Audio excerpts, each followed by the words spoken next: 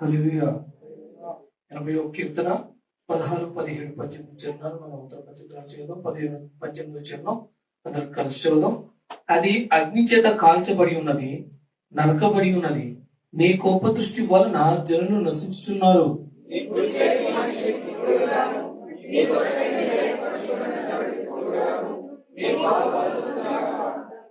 అందరు కలిసి చదువుదాం.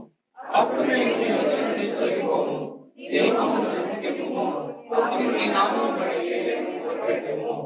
దేవుడి చిన్నమాట ఇంట్లో దీవించును గాక.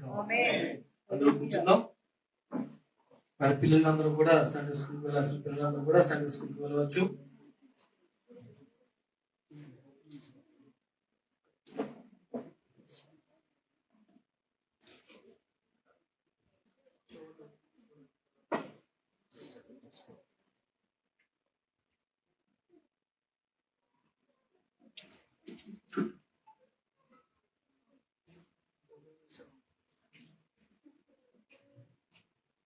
దేవుని నామ స్తోత్రాలు. కూడా వచ్చిన వీళ్ళందరూ కూడా వందనాలు.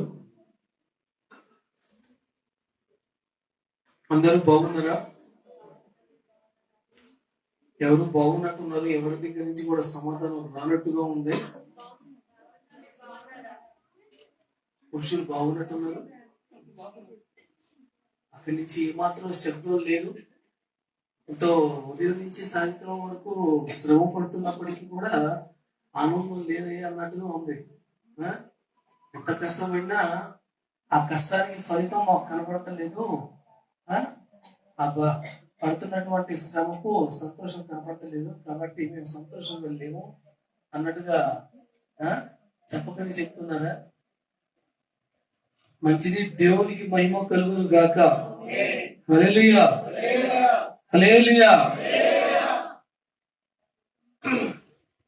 మరి చదువుకున్నటువంటి చరణాలు మనం చూసుకున్నట్లయితే, అది అగ్ని చేత కాల్చబడి ఉన్నది, నరకబడి ఉన్నది.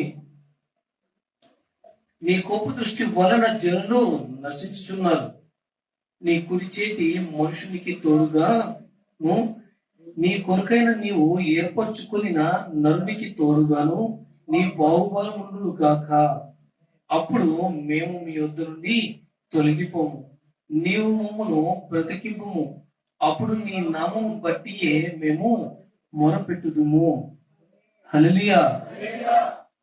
నిజముగా జనాలందరికీ కావాల్సింది ఇదే. 90%, 85%, లేకపోతే 98% అని చెప్పను. 1000% మనకి జనాలకు కావాల్సింది ఇదే. ఏంటది? దీవెన. దీవెన. మరి అడగకుండానే వచ్చేయాలి. ఏంటి? అడగకుండానే మన దగ్గరకు వచ్చేయాలి. అడిగిన వెంటనే అనగానే చక్కగా జరిగిపోవాలి. అడిగిన వెంటనే మనం బ్రతక లేకపోయినా, మనం జీవించ లేకపోయినా, మనం నిలబడ లేకపోయినా, ఇది మనం ఉండాల్సిన లేకపోయినా, మనకు కావాల్సినవన్నీ మాత్రం వచ్చేయాలి. మనం అనుకున్నవన్నీ మాత్రం జరిగిపోవాలి. ప్రతి ఒక్కటి కూడా కదా. నిజంగా 90%, 100% కాదు, 1000% మనుషుడు కావాలి అనుకునేటటువంటి స్వభావాలు. నిజముగానే వారు కష్టపడకుండానే, వారిని వారు జయించకుండానే పరిశుద్ధులం అయిపోవాలి అనేటటువంటి జనాలు ఎంతో మంది ఉన్నారు. ఎంతో మంది పాస్టర్లు కూడా ఉన్నారు. మీరు సిగ్గుపడాల్సిన, భయపడాల్సిన, బాధపడాల్సిన లేదు. మేము బాధపడాలి. చెప్పాలంటే మేము సిగ్గుపడాలి.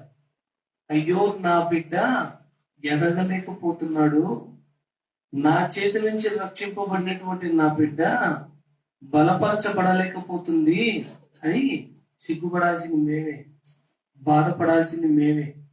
నిజంగా ఇక్కడ చదువుకున్నటువంటి మాట మీద చూసుకున్నట్లయితే 17, 18, నీ కుడి చేతి మనుషునికి తోడుగాను, నీ కొరకైన నీవు ఏర్పరచుకుని నరుని తోడుగాను నీ బాహుబలము ఉండును గాక.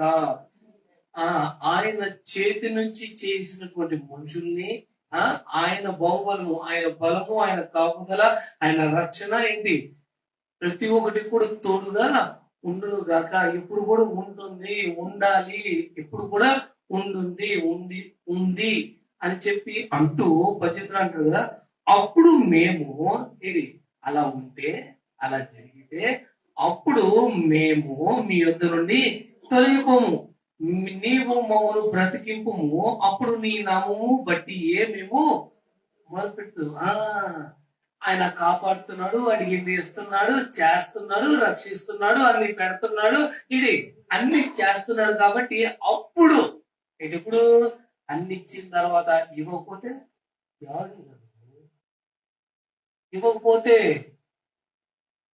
ఇవ్వకపోతే you are not the god, you are just idol కదా.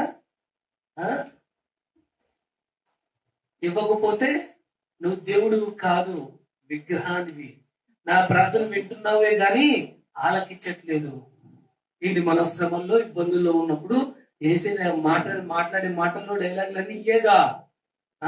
ఇస్తేనే దేవుడు నువ్వు, ఇస్తేనే దేవుడు నువ్వు, ఇవ్వకపోతే అరే యార్ లోపం నీ దగ్గరనే ఉంది అన్న విషయం ఆలోచన చేయాలి ప్రతి ఒక్కరు కూడా.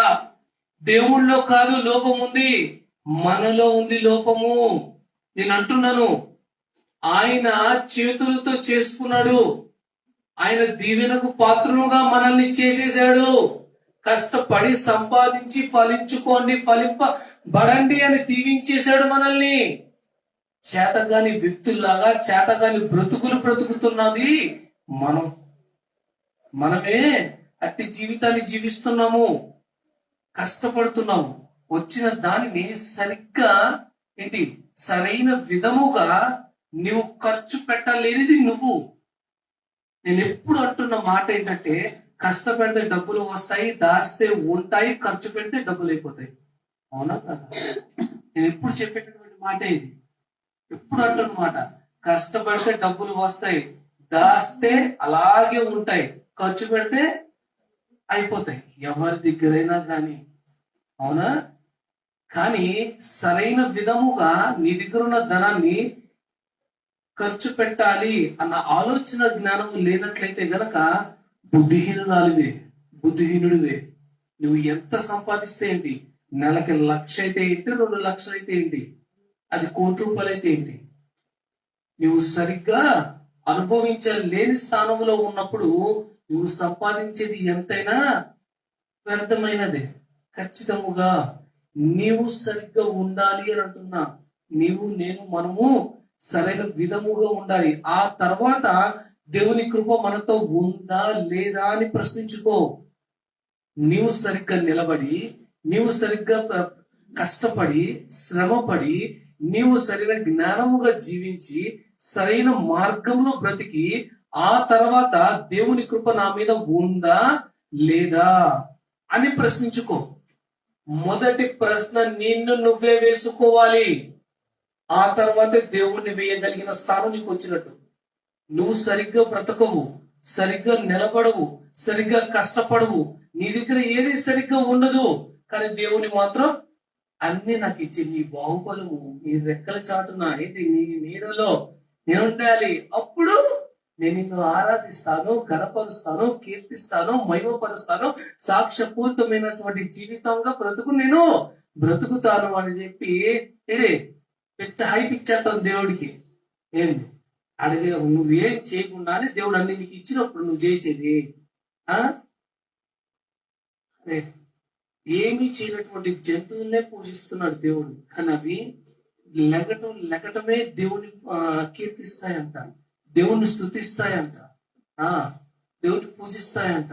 మరి నన్ను కాపాడయ్యా, కాపాడుతున్న దేవా నీకు వందనాలు అంటూ లెగటమే ఉదయంలోనే స్తుతిస్తాయంట.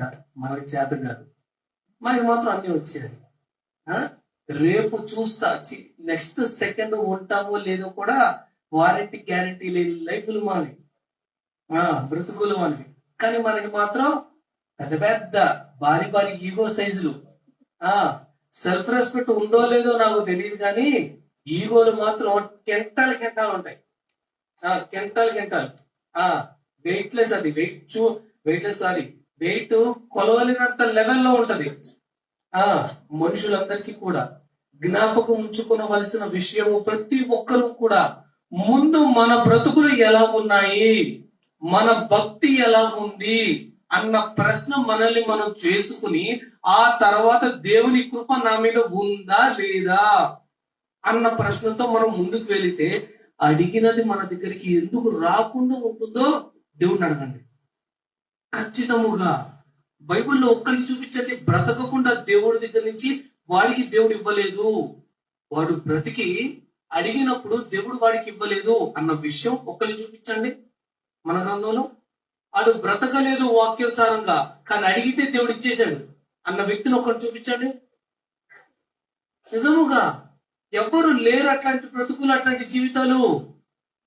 మనమే సరిగ్గా లేనటువంటి వాళ్ళం అయిపోయాం. అందుకే అంటున్నా, ఆయన కాపాడితే, ఆయన రక్షిస్తే, నీ నీడలో నీ బలముతో మమ్మల్ని నిలబెడితే అప్పుడు అప్పుడు కీర్తిస్తూ, మేంపరుస్తూ, ఆరాధన చేస్తూ.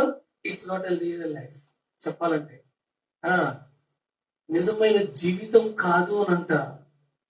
శ్రమలో ఉన్నా, కష్టాల్లో ఉన్నా దావీదును గుర్తు చేసుకోండి. ఇంటిని వదిలేశాడు, జనాల్ని వదిలేశాడు, కుటుంబాన్ని వదిలేశాడు, నిజమే. అయినా కానీ దేవుణ్ణి మర్చిపోయాడా? దేవుని విడిచిపెట్టాడా? ఎన్నడూ ఆయన ఆరాధించడం, ఆయన మహిమపరచడం, ఆయన కీర్తించడం, ఆయన్ని జ్ఞాపకం చేసుకోవడం ఎన్నడూ మర్చిపోలేదు. ఆ శ్రమలో ఉన్నప్పుడు కూడా ఇటువైపు నుంచి వచ్చేస్తాడో, ఇటువైపు నుంచి చంపుతాడో అన్న భయము లోపల ఉంది. అయినప్పటికీ మరవకుండా ఉన్నది ఏంటి అనంటే దేవుణ్ణి మహిమపరచడం, దేవుని జ్ఞాపకం చేసుకోవడం మర్చిపోలా. ఆ శ్రమలో ఉన్నప్పుడు కూడా ప్రతి సమయంలో, అప్పుడు కదా దావీదును గణపరచాల్సిన సమయం. దేవుడు దావీదు కావాల్సిందంతా ఇచ్చింది, ఇవ్వాల్సింది పొందుకునే అర్హత సంపూర్ణంగా ఉన్నటువంటి సమయం అది. ఆ ప్రదేశంలో, ఆ సమయంలో కూడా దేవుని మర్చిపోయినటువంటి వ్యక్తిగా ఉన్నాడు కాబట్టి ప్రతి ఒక్క దానికి అధికారిగా ఉన్నాడు దావీదు. అట్టి జీవితం విధముగా కూడా మనం ఉండాలి అని ఆశపడుతున్నాడు దేవుడు. అదే విధంగా ప్రతి సమయం మందు నువ్వు ఇస్తేనే నేను వస్తాను, నువ్వు ఇస్తేనే నేను కీర్తిస్తాను అనే ఆలోచన మనలోంచి పోవాలి. నేను సరిగ్గా ఉండాలి, నేను సరైన విధముగా బ్రతకాలి, నా భక్తిని పెంచుకోవాలి, నా భక్తి బలముగా మార్చుకోవాలి. దానిని బట్టి నేను అర్హత కలిగిన వ్యక్తిగా, యోగ్యతతో కూడినటువంటి వ్యక్తిగా నేను నీ దగ్గరకు వచ్చి అడిగి పొందుకోవాలి దేవా అని దేవుణ్ణి అడగాలి. దానికోసం ప్రయాస పడితే నిజముగా మనల్ని బట్టి దేవుడు ఎంతో సంతోషించేవాడే ఉంటాడు, నిజముగా ఎంతో ఆనందించేవాడే ఉంటాడు.